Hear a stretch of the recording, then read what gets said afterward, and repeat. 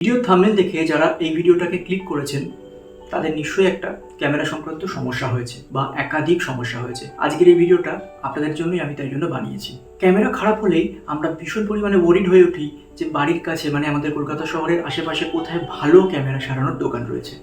তো আজকের ভিডিওতে প্রথমেই আমি বলে দিই কিভাবে এই দোকানটাতে আপনারা যাবেন। এসপ্ল্যানেড মেট্রো স্টেশনে আপনারা যেদিক থেকে পারবেন সেদিকেই চলে আসুন। উপরে উঠবেন 4 নম্বর গেট দিয়ে, মাথায় রাখবেন 4 নম্বর গেট দিয়ে উঠলে একেবারে পাশেই পড়বে আপনাদের এই ক্যামেরা সারানোর দোকানটা।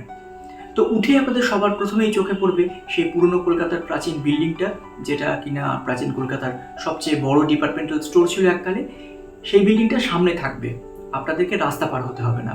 ফুটপাথ ধরে একটুখানি হাঁটলেই, মানে ধরুন 1 থেকে 2 মিনিট হাঁটলেই আপনারা পৌঁছে যাবেন ক্যামেরা হাউস নামের এই ক্যামেরা সারানোর দোকানটার সামনে।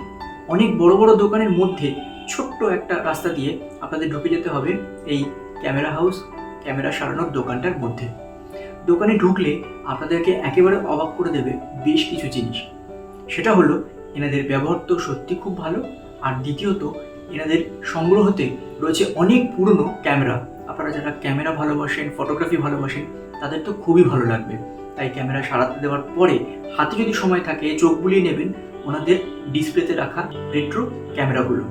আর ওনাদের সঙ্গে যোগাযোগ করার জন্য যে নম্বরটা আপনাদের প্রয়োজন সেটা আমি ডেসক্রিপশন বক্সে দিয়ে রেখে দিচ্ছি, সেটা একটু সংগ্রহ করে নেবেন। আশা করি আপনাদের ক্যামেরা সংক্রান্ত সমস্ত সমস্যার সমাধান হয়ে যাবে।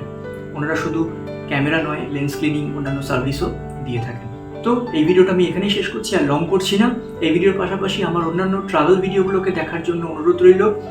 সমস্ত আমি আমার চ্যানেলে দিয়ে রেখে দিয়েছি, আপনারা দেখবেন।